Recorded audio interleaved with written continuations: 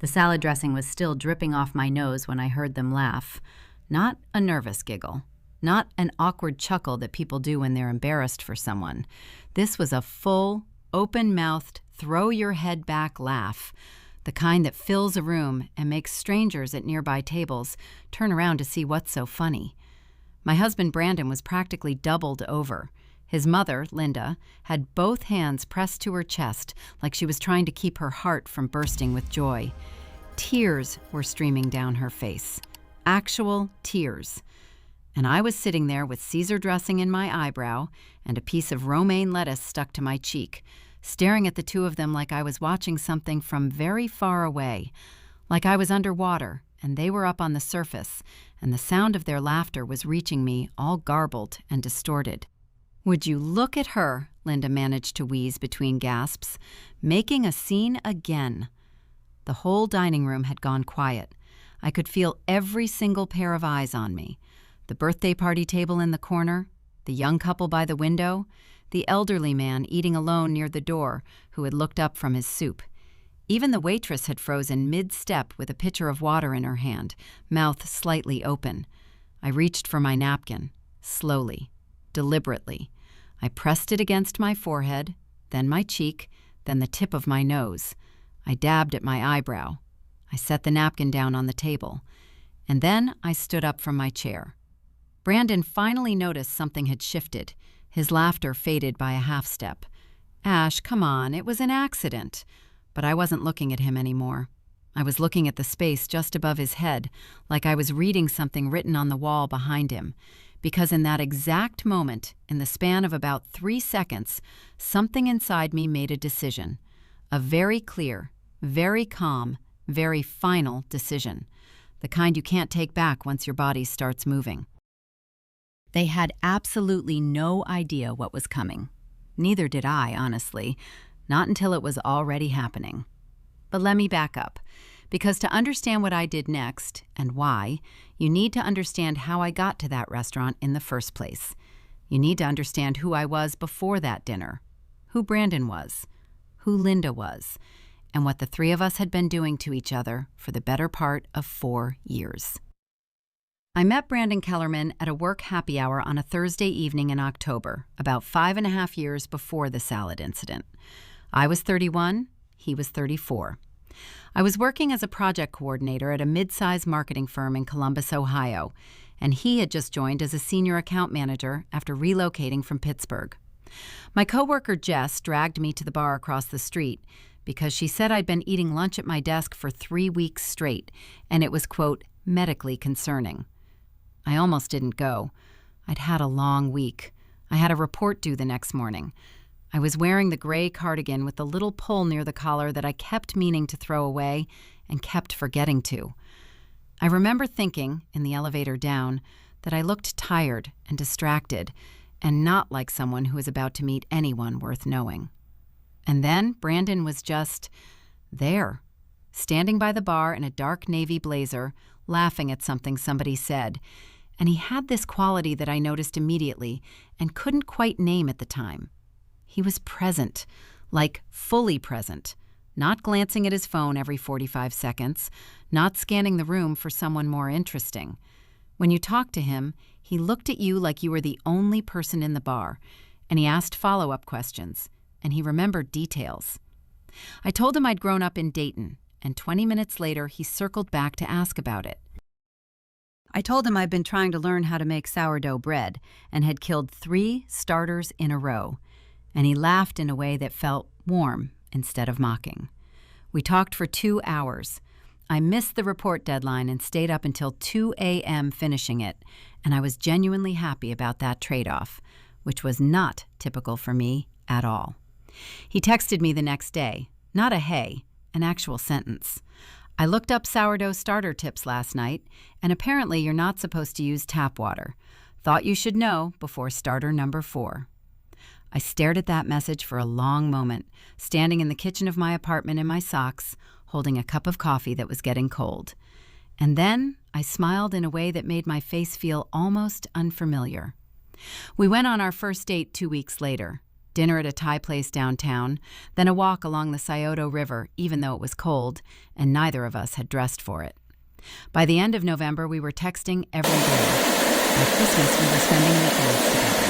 By the following spring, I had a drawer at his place, and he had a seat in mine. I want to be honest about something, because this story requires honesty to make any sense. Brandon, in those early years, was genuinely wonderful. I know that sounds like something people say before the but, like they're building a case for why they stayed too long. And maybe it is that. It was also just true. He was attentive and funny and he remembered things. He drove me to the ER at midnight when I thought I was having an allergic reaction to something I ate. Turned out it was just stress highs, deeply embarrassing.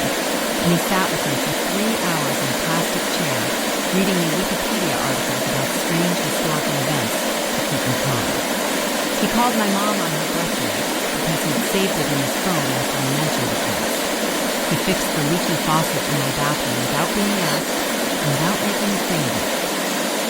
We moved in together after about 18 months into a 2-bedroom rental in Worthington, a suburb north of Columbus with good schools and a farmer's market on Saturdays and an HOA that sent very stern letters about lawn maintenance.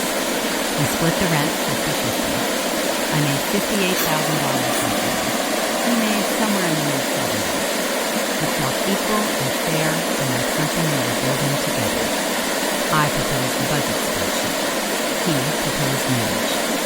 It was nothing dramatic. A Sunday morning in February, still in pajamas, coffee going in the kitchen, him down on one knee on the hardwood floor between the couch and the coffee table, with a ring he'd clearly researched because it was exactly the kind of thing I would have picked myself. White gold, oval stone, simple deal. No audience, no elaborate setup. Just us and the smell of coffee and the gray February light coming through the windows. I said yes before he finished the question. We got married 14 months later in a small outdoor ceremony at a venue outside the city. 62 guests, string lights, a playlist Brandon built himself, my college roommate Megan as maid of honor, a cake that was 3 different flavors because we couldn't agree and the baker said we didn't have to. It was the best day of my life. I'm not performing when I say that. It genuinely was. What I didn't fully understand on that day, what I wouldn't understand for another year and a half, was that I wasn't just marrying Brandon. I was marrying Linda. Brandon's mother lived about 40 minutes south of us in a house she'd owned since 1987 in a suburb called Grove City. She was 63, recently retired from a career in hospital administration, and she had 2 modes, aggressively cheerful and quietly disapproving. The transition between them was seamless and hard to detect until you'd been around her long enough to learn the tells. A certain set to her jaw, a pause before she responded to something I said. A smile that didn't reach her eyes, but was absolutely deniable as anything other than a smile, if you tried to call it out. I want to be fair. In the beginning, Linda was perfectly pleasant to me. She hugged me at family dinners. She texted me recipes. Unsolicited, but I figured that was just her way of connecting. She told Brandon, at least twice in front of me, that I seemed like a really grounded person, which I understood to be a compliment, even though it had a faint whiff of not what I imagined for my son underneath it. The first time something felt genuinely off was Thanksgiving, about 8 months after the wedding. We hosted it at our house, Brandon's idea, which I supported. I'd spent the better part of 2 days cooking. I'm a decent cook, not a spectacular one, but I put real effort in. I made the turkey, the stuffing, roasted carrots with honey and thyme, mashed potatoes, green bean casserole, a cranberry sauce from scratch because the canned stuff has always bothered me. Brandon's sister, Rachel, came with her husband, Tom, and their 2 kids. Linda arrived with a store-bought pecan pie and a casserole dish of something she called my stuffing, emphasis on the my, which she set on the counter next to my stuffing without asking or acknowledging that I had already made stuffing. At dinner, while everyone was passing dishes around the table, she said, "I brought stuffing because Brandon always asks for mine at Thanksgiving. He's been eating it since he was 4. She laughed lightly when she said it. completely casual, completely undeniable as anything pointed. I laughed too. I said, "Oh, that's so sweet. The more the merrier." I passed both dishes, and I watched Brandon take a larger scoop of his mother's stuffing than mine, and I told myself it didn't mean anything. But my jaw was tight for the rest of the meal. And I noticed that Brandon didn't say anything about it. Not that night, not later when we were cleaning up, not when I was scrubbing the roasting pan at 11 p.m. and he came into the kitchen, poured himself a glass of water, and said, "Good dinner, babe." Not a word about the stuffing thing. Not a, "Hey, that was a little weird of my mom." Nothing. I told myself I was being oversensitive, that it was one Thanksgiving, one casserole dish, one small moment in an otherwise fine day.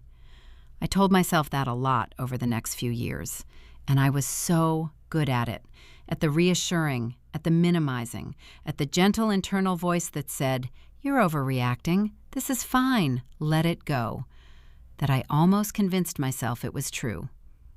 Almost. Because there was a pattern forming, quiet as water finding cracks in concrete. And by the time I finally saw it clearly, by the time I was sitting in that restaurant with Caesar dressing on my face and Brandon's laugh echoing in my ears, it had already gone very, very deep. The stuffing incident was, I would later understand, a kind of audition.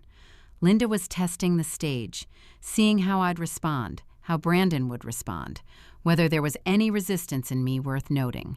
And I had smiled and said, "The more the merrier," and passed both dishes without flinching, and she had filed that information away with the quiet efficiency of someone who has been doing this for a very long time. The next 2 years were a slow accumulation. That's the only way I know how to describe it. Nothing that happened during that period was, on its own, catastrophic. Each individual thing was small enough to explain away, small enough to feel like maybe I was the problem for even noticing it.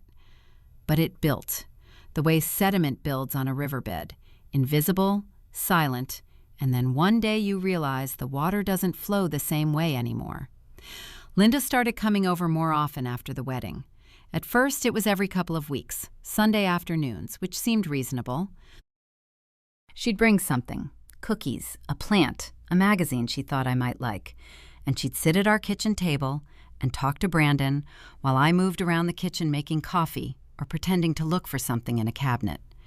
She always sat with her back slightly angled away from me, not rudely, just enough, like I was a piece of furniture she'd grown accustomed to working around. The comments came in the form of questions. That was her signature move, and it took me a while to recognize it. "Ashley, are you still doing that thing where you don't eat gluten? Brandon mentioned you'd been doing some kind of diet. I just worry, because those elimination diets can be really hard on your system. Did your doctor actually recommend it?" I wasn't on a diet. I had mentioned once, in passing, that I was trying to eat less bread because it made me feel bloated. That was it. But Linda had taken that and shaped it into something she could be publicly concerned about, which let her ask questions in a caring tone that contained, underneath, the clear implication that I was a woman who did strange things to her body without medical supervision. "I'm not really doing anything specific," I said, "just trying to eat a little healthier." "Oh, that's smart," she said, in a way that suggested it wasn't. Brandon was sitting right there. He was looking at his phone. That's the thing about Brandon during this period. He was present in the room, but absent from the dynamic. He had this remarkable ability to simply not register what was happening between his mother and me. I don't know if it was willful or genuinely unconscious. I went back and forth on that question for years. But whenever Linda said something that landed wrong, Brandon was always just slightly out of focus, looking at something else, changing the subject, laughing at something unrelated with perfect timing that broke the tension before I could address it. I brought it up to him one night in March, about 18 months after the wedding. We were in bed, lights off, and I said, quietly, "I need to talk to you about your mom." He made a sound. Not dismissive exactly, more like bracing. "I feel like she doesn't really like me," I said. "And I feel like when she says things, not mean things, just kind of loaded things, you don't really say anything, and it makes me feel kind of alone in it. There was a pause. My mom likes you, he said. She's opinionated. She's always been like that. It's not personal. It feels personal. Ashley, he turned toward me in the dark. She does this with everyone. She did it to Rachel's husband Tom for like 3 years before she warmed up to him. It's just how she is. She's not trying to be cruel. She says whatever's on her mind. That's not really the part that bothers me, I said. The part that bothers me is that you don't say anything. You let it happen and then you act like it didn't. What do you want me to say? She's my mom. I'm not going to start an argument with her every time she makes a comment. I'm not asking you to start an argument. I'm asking you to say something. Just acknowledge it. Back me up a little. I do back you up. When? A longer pause. I'm not going to catalog every time I've defended you to my mother, Ash. I'm on your side. You know that. I didn't say anything. And eventually we both went quiet, and I lay there in the dark staring at the ceiling, and I told myself that this was what marriage was, negotiating these things, finding the middle, not expecting perfection. I told myself he was right that Linda was like this with everyone, because Tom had confirmed it once in an offhand comment at a family barbecue, and that made me feel slightly better. What I didn't know, lying there in the dark, was that Brandon had already been on the phone with Linda that same afternoon. I would find out about that call much later, and what he'd said on it would reframe everything. But that comes later. For now, I just fell asleep thinking that we'd had a hard conversation and come through it, which felt like progress. It wasn't progress. It was a ceiling. The real escalation started in the fall of year 3, when I got a promotion. My title changed from project coordinator to senior program manager. My salary jumped from $58,000 to $74,500. I got a small office with a door and a window that looked out onto a parking lot, which I didn't care about at all. What I cared about was the work, the scope, the fact that I was suddenly managing a team of 5 and running projects with real budgets and real timelines and real stakes. I had worked hard for it. I had stayed late and taken on extra accounts and built relationships with clients who specifically requested me by name. It was the best professional moment of my life up to that point. I told Brandon over dinner the night it was made official. He hugged me. He said he was proud of me. He opened a bottle of wine we'd been saving, and he made a toast, and it was genuinely lovely. And for about 48 hours, everything felt exactly the way it should feel. Then we had dinner at Linda's house. She made her pot roast, which Brandon had told her was his favorite since childhood, and she served it in the big blue Dutch oven she'd had since before he was born. The table was set nicely. Rachel and Tom came too, with the kids. It was a family dinner, a celebration. Brandon had told her about my promotion. "Congratulations," Linda said when we sat down. "Senior program manager. That sounds very impressive. Very corporate." The way she said corporate. Not mean, just curious, like she was examining a word that interested her, made the hair on the back of my neck stand up. "Thank you," I said. "I'm really excited about it." "You'll be so busy," she said. She was spooning pot roast onto plates as she said it. I always think about women who have those kinds of demanding careers. It's a lot to carry, especially when you're, thinking about the future, family things. The table went momentarily quiet. Not, "That's between us and not a topic for dinner."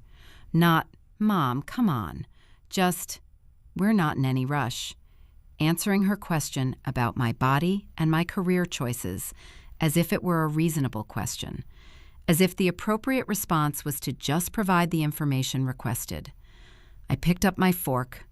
I ate the pot roast. I said it was delicious because it was. I helped clear the table afterward and washed 2 of the serving bowls because Linda said she was tired. And on the drive home, I watched the highway lights slide past the window, and I thought about the word "we" and how a single syllable can reveal everything about where a person actually stands. I didn't bring it up that night. I brought it up 4 days later, in the kitchen, when Brandon came home from work and I had been sitting with it long enough to know exactly what I wanted to say. "When your mom made that comment about my career and family things," I said, "why did you answer her like it was a normal question?" He put his bag down. He got a glass from the cabinet. "What did you want me to do?" "I wanted you to tell her it wasn't her business." "Ashley, she's 63 years old. She asks about grandkids. That's just what she does. It's not an attack. It's not about grandkids specifically. It's about her implying that my promotion is a problem, that wanting a career is somehow at odds with being a good wife or mother." And you just answered her like she'd asked what we were having for Christmas dinner. You're reading a lot into a 2-second comment. I'm reading exactly what's there. He turned toward me then, and his expression had shifted into something I'd been seeing more and more lately. A kind of patient exhaustion, like I was a problem he'd been managing for a while and was getting tired of managing. "I'm not going to fight with my mother every time she says something that you decide to interpret as an attack. I'm just not going to do that." "I'm not asking you to fight with her. I'm asking you to..." "To what? Back you up?" "I back you up, Ashley, I do. But not every dinner has to be a referendum on my mother's opinions." I stared at him. "Did you hear yourself just now? You called it my interpretation, like I'm imagining this." "I didn't say you were imagining it. You said I decided to interpret it as an attack. What does that mean if not that the attack isn't real?" He was quiet for a moment. Then he said, carefully, "I think you're very sensitive to anything my mom says because you've decided you two have a problem. And I think that sensitivity makes everything she does look worse than it is." The kitchen was very still. The refrigerator hummed. Outside, a car went past. "Okay," I said. "Okay?" "Yeah," I said. "Okay." I left the room. He didn't follow me, and I sat in the second bedroom, the one we used as a home office, and I opened my laptop and I stared at the screen without reading anything on it, because something had just shifted in a way I couldn't name yet. Not a crack, more like a fault line making itself known. Because he hadn't said, "You're wrong." He hadn't said, "My mom isn't doing this." He'd said I was sensitive. He'd said I had decided to have a problem, which meant he saw it. He saw exactly what Linda was doing. He just wasn't going to be on my side about it. And that was so much worse than anything Linda had ever done. I just didn't know yet how much worse it was going to get. The thing about a fault line is that you can walk over it 1,000 times without feeling anything. The ground looks solid. It looks like regular ground. You can build a whole life on top of it. Furniture, routines, dinner plans, inside jokes, the particular way someone smells when they've just gotten out of the shower. And you don't feel the shift happening underneath because it's too slow and too deep for your daily instruments to detect. I kept going to work. I kept making the budget spreadsheet. I kept having dinners with Linda and saying, "This is delicious," about whatever she'd cooked. And I kept noticing Brandon's eyes slide away from mine whenever she said something that landed wrong. And I kept having the same version of the same conversation with him afterward. And he kept calling it my sensitivity, my interpretation, my pattern of finding problems that weren't really there. By the spring of year 4, I had started to feel like I was losing my mind. Not dramatically, not in a way that anyone would have seen from the outside. I was still going to work and running my team and hitting my project milestones. I was still calling my mom on Sundays. I was still meeting my college roommate Megan for dinner once a month at the Thai place downtown, the same one Brandon and I had gone to on our first date, which felt like a detail from someone else's life by now. But inside, in the private running commentary I kept of my own experience, I had started to genuinely doubt my own perceptions. I would catch myself replaying conversations, trying to figure out if I had imagined the edge in Linda's voice, trying to remember if Brandon had actually said what I thought he'd said, or if I'd added the coldness in retrospect. I kept a note on my phone for a while, just bullet points, dates, and quotes, because I needed evidence. I needed to be able to look at something concrete and say, this happened. I didn't make it up. That's what gaslighting does when it works. You become the investigator of your own experience. You stop trusting the witness. The dinner at Carmine's happened on a Saturday in April. Brandon's cousin was in town, a guy named Derek, who I'd met twice at family events and liked fine, and Linda suggested we all go out.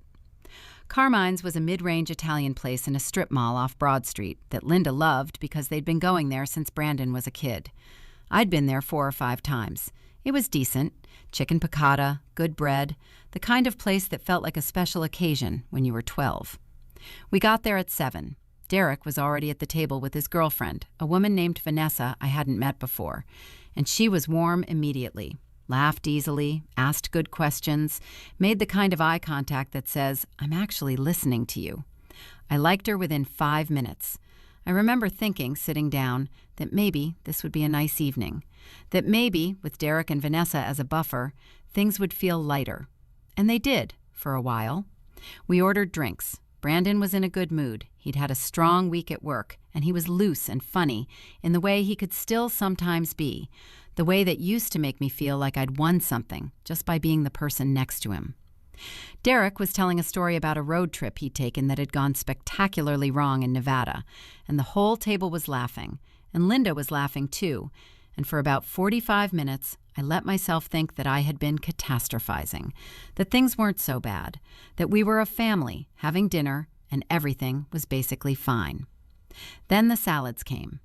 I was laughing at something Vanessa had said. I don't even remember what, and I was turned slightly to my left to face her, which meant I wasn't paying attention to the table geometry. Linda was on my right. She reached across for the bread basket at the exact wrong moment, and her elbow caught the back of my chair, or maybe my shoulder, and the momentum of it, combined with the fact that I was already leaning forward, sent my face directly into the Caesar salad that had just been set in front of me. I want to be precise about this because it matters. It was not a gentle brush. My face went into that salad. My cheek, my nose, my forehead. I felt the cold of the dressing and the crunch of the croutons, and I came up with romaine lettuce across my cheek and Caesar dressing running down the bridge of my nose. In the half second before anyone reacted, there was a window of silence, a moment where the right thing, the normal, decent, human thing, would have been concern. Oh my God, I'm so sorry. Are you okay? That's not what happened. What happened was Brandon started laughing, and Linda started laughing. And it wasn't an involuntary surprised laugh that someone catches and then suppresses. It was a full, sustained, genuine, delighted laugh, the kind that gets louder the longer it goes. Brandon was doubled over. Linda had her hands on her chest, and the dining room around us went quiet in stages as people turned to look, the way attention moves through a room like a wave. "Would you look at her," Linda managed to say, and her voice was still shaking with it, "making a scene again." Again. That word. Like this was a pattern of mine. Like I regularly threw myself face first into salads for attention. I reached for my napkin. I pressed it to my face. I set it down. I stood up.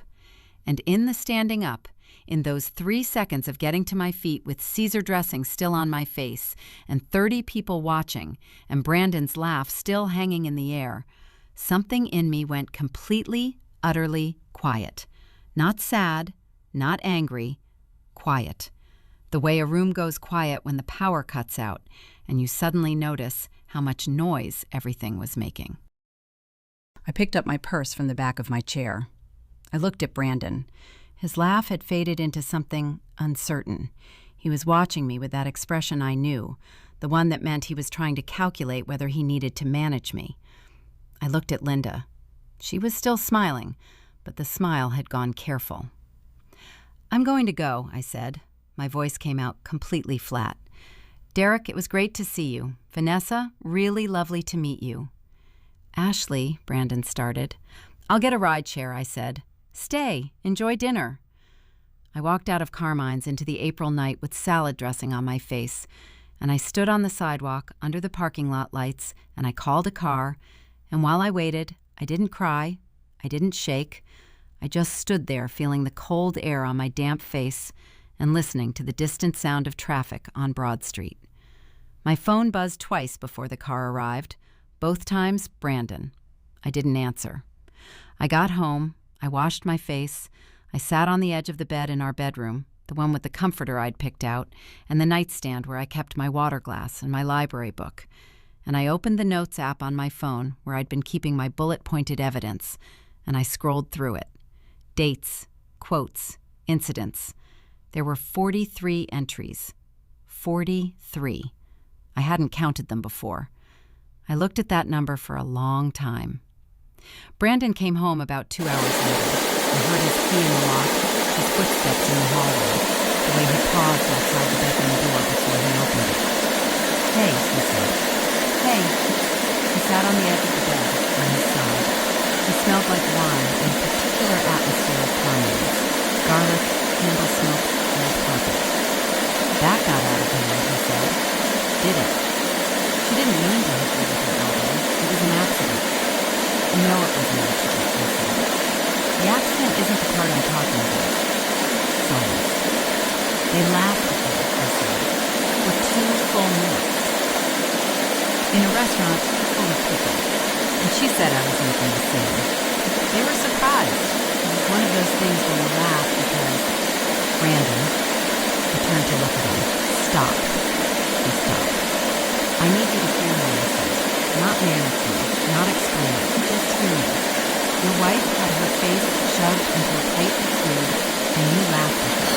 That's what happened to you." He was quiet for a moment. "Then, I know, I'm sorry. I should have... I caught up in it. You called it an accident waiting to happen," I said. "On the way there, in the car, you said, and I'm quoting, 'Knowing you will probably spill something on yourself.' I didn't say anything about it because I didn't want to start the evening on a bad note, but I heard it." His jaw tightened. "That was a joke." "I know it was a joke. That's what's been killing me, Brandon. Everything is a joke. Everything is an accident. Everything is me being too sensitive or misinterpreting or making a scene. And I have been telling myself that story for 2 years, and I am done." "What does done mean?" I looked at him, and I thought about the 43 entries on my phone. I thought about the stuffing at Thanksgiving, and the promotion dinner, and the conversations in the dark, and the phone call I'd found out about later, the one he'd made to Linda the same afternoon I told him I felt alone. I thought about 4 years of having my reality, quietly, consistently, thoroughly dismantled by the 2 people I was supposed to be safest with. "I don't know yet," I said. And that was the honest answer, because I didn't know. Not the specifics, not the steps, but something had calcified in me that night. Something that had been soft and uncertain for years had finally hardened into a shape I could hold in my hand. I slept on the right side of the bed. Brandon slept on the left. We didn't touch. In the morning, he made coffee and asked if I wanted some, and I said yes, and we moved around the kitchen like 2 people who had agreed to a temporary ceasefire without discussing the terms. He went to the gym. I sat at the kitchen table with my coffee and my phone, and I opened my browser, and I typed 3 words into the search bar that I had never typed before. Columbus divorce attorney. I didn't call anyone that day. I didn't do anything except read. But I read for 4 hours about the process, about what it meant, about what protecting yourself looked like before you made any move, about documentation and assets, and the difference between a separation agreement and an actual filing. I read about the 401k implications, about how Ohio handled marital property, about credit scores and what happened to jointly held accounts. I read like a person studying for the most important exam of their life. And by the time I heard Brandon's key in the lock, I had closed all the tabs and put my phone face down on the table, and I was sitting there with an empty coffee cup and something I hadn't felt in a very long time. A plan. The first faint outline of one. It wasn't ready yet. I wasn't ready yet. There were things I needed to know. things I needed to put in place quietly and carefully before I made a single visible move. Because I had learned over 4 years exactly what happened when I showed my hand too early. The ground would shift, the story would be rewritten, and I would end up back in that familiar position, defending my own perception, apologizing for my own feelings, trying to explain the wound to the person holding the knife. Not this time. 3 days later, on a Tuesday, I called my friend Megan from my car during my lunch break. I didn't tell her everything, but I told her enough. I need the name of a good family law attorney, I said. Someone who's actually good, not just a name you found on Google. There was a pause on the other end of the line. Megan knew me. We'd been friends for 11 years. She didn't ask a lot of questions. My sister used someone, she said carefully, during her divorce. She said she was the best in the city. Her name is Carol Simmons. She's in German Village. I wrote the name down on the back of a gas station receipt I found in my center console. Ashley, Megan said after a moment, "Are you okay?" I looked through the windshield at the parking lot, at the ordinary Tuesday afternoon light on the ordinary cars. "I'm going to be," I said, and I meant it in a way I hadn't meant anything in a very long time. I had an appointment with Carol Simmons scheduled for the following Thursday, and in the 6 days between that phone call and that appointment, I was about to find out something that would make everything I'd already been through look like the opening act. The appointment with Carol Simmons was at 2 o'clock on a Thursday afternoon in a brick building on Beck Street in German Village, 3 blocks from a coffee shop I used to go to in my 20s. I told Brandon I had a dentist appointment. I wore my work clothes, blazer, dark jeans, the kind of outfit that says, I am a person who has her life together. And I sat in Carol's waiting room for 11 minutes, reading the same paragraph of a Field and Stream magazine 3 times without absorbing a single word. Carol Simmons was 50-something, compact, with reading glasses on a beaded chain, and the kind of calm that isn't performed. It's just structural, built into the way she sits and breathes and looks at you. She shook my hand, offered me water, and then sat across from me at a clean desk and said, "Tell me what's going on." I had planned to be organized. I had planned to present the facts clearly, without emotion, like a project manager laying out scope and timeline. Instead, I talked for 35 minutes and cried for about 4 of them, which I had not anticipated and was deeply annoyed by. Carol handed me a box of tissues without comment and let me finish. When I was done, she asked me a few specific questions. How long had we been married? Whether there were children? Whether the house in Worthington was jointly owned or rented? Whether we had shared accounts, and if so, what was in them? We rent, I said. Joint checking account, about $14,000 in there right now. I have my own savings account he doesn't have access to, about $22,000. My 401k through work, he has one through his employer. No kids. She nodded, writing something down. Have you made any large purchases or transfers recently? Anything unusual? No, nothing. Has he? I paused. Not that I know of, but I haven't been looking. Start looking, she said. It wasn't alarmed. It was just information. Not in a way that alerts him, just be aware of what's moving. I said I would. Then I asked her the question I'd been sitting with since Sunday morning in the kitchen with my cold coffee and my browser search. What does protecting myself look like right now? Before anything is filed, before he knows anything, what should I be doing? Carol looked at me steadily. Document everything. The incidents you described, write them down with dates and specifics, exactly as you remember them. Keep copies of financial statements. Know your account numbers, your credit score, the value of any jointly held assets. If there are any debts you don't know about, now is when you find out. She paused.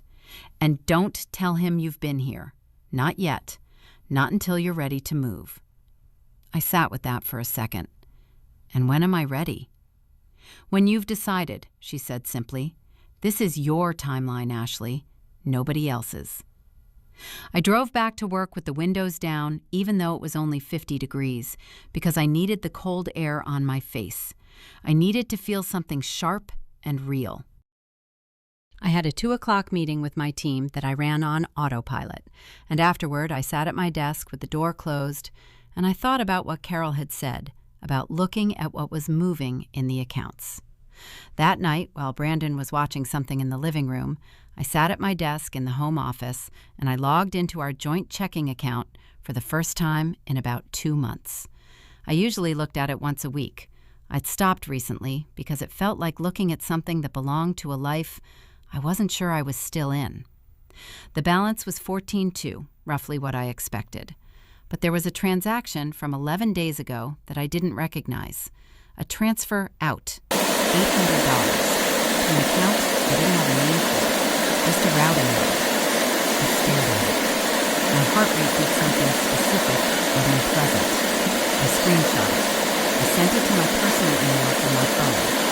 And I closed the laptop and went to bed early, telling Brandon I had a headache, which was true. I spent the next 5 days quietly gathering bank statements printed from the library because I didn't want a paper trail at home, credit card statements. I pulled my own credit report, 741, okay. And then, using login information I watched Brandon enter enough times to have memorized, I pulled his. His score was fine, but there was a credit card I had never heard of, a Visa ending in 4471, 4 months of history, a balance of just under $3,000. I didn't confront him. I photographed the screen with my phone, I sent it to my personal email, I made an appointment with Carol for the following Monday, and I told Brandon I had a team lunch. What Carol told me on Monday changed the temperature of everything. The account the 800 went to, she said, setting down the papers I brought her, is registered to a Linda Cameron. I heard the words. I heard them the way you hear something that your brain has to run through twice before it processes. His mother. His mother, Carol confirmed. This transfer isn't the first. I had my paralegal pull the account history on the drop. There are 6 transfers over the past 4 months, ranging from $400 to $1,200. Total of just over $5,000. The room was very quiet. He's been giving his mother money, I said, from our joint account, without telling me. Without telling me, Carol said. I thought about Linda's house in Grove City, the pot roast in the blue Dutch oven, the pecan pie she'd brought to Thanksgiving, the way she'd always seemed financially comfortable enough to retire at 63, comfortable enough to go to Carmine's on a Saturday without looking at the prices. And the credit card, I asked? Carol's expression didn't change. We can't pull the statements directly, but the billing address on the account is a Grove City address. Grove City, Linda's address. Brandon had a credit card in his name from our marriage with a $3,000 balance billed to his mother's house that he had never mentioned, that I had never known about. I sat back in the chair. I felt something move through me. I didn't tell Brandon I was filing. I didn't tell Linda. I called into work from home that morning, drove to Carol's office, signed the paperwork, and watched her paralegal, a quiet young woman named Deja who had a very organized desk, notarize the documents. I paid the retainer from my personal savings account, the one Brandon had no access to. $22,000 minus $2,500 for Carol's retainer. It felt like the best money I had ever spent. The papers were served to Brandon the following Tuesday. He was at work. His assistant called him out of a meeting and handed him the envelope, which I knew because Jess, my coworker, the one who had dragged me to the happy hour where I'd met Brandon 5.5 years ago, texted me. I heard Brandon got served papers at the office today. Are you okay? I texted back, I'm really good, actually. And I was. I was sitting at my desk in my office with the window that looked out at the parking lot, and the afternoon light was coming in at a low angle, and I was working through a project timeline that was actually going really well, and I felt, and this is the only word for it, clear. He called me 4 times. I let it go to voicemail. His texts escalated from "call me" to "Ashley, what the hell?" to "we need to talk about this right now" to, finally, "my mother is devastated." That last one I read twice, and then I set my phone face down on my desk and went back to my project timeline. He called Megan. I know this because Megan called me an hour later and said, with the particular tone of someone who has been cornered and is reporting back to their general, "Brandon just called me. He wanted me to talk to you. I told him I didn't think that was my role." "Thank you," I said. He also said, and I'm just relaying this, that Linda is going to reach out to you directly. "She's welcome to," I said. Linda did reach out. She called on a Wednesday evening, and for reasons I still can't fully explain, I answered. Maybe because some part of me needed to hear it, needed the ending to have an actual scene. "Ashley." Her voice was different than I'd ever heard it. Thin. "I don't understand what you're doing." "I think you do," I said. "Brandon is beside himself. He loves you. Whatever problems you two have, this is extreme. This is not how you handle things in a marriage." "Linda," I said, very calmly, "I know about the money." Silence. "I know about the transfers from our joint checking account," I said. 6 of them, over $5,000, into your account, without my knowledge. I know about the credit card billed to your address. I have documentation of all of it, and so does my attorney." The silence lasted a long time. "That was," she started. "I don't need an explanation," I said. "I just needed you to know that I know, and that the time for me to not know things is over." I heard her breathing on the other end of the line, and then, quietly, she said, "You were never right for him." I had expected that sentence, or some version of it, for 4 years. I had braced for it, dreaded it, felt it coming the way you feel weather changing. And now that it had arrived, now that it was just hanging there in the air between us, it had no weight at all. It was just words. Just a woman who had spent 4 years trying to make me feel small, making one last attempt with the only tool she had left. "Goodbye, Linda," I said, and I hung up.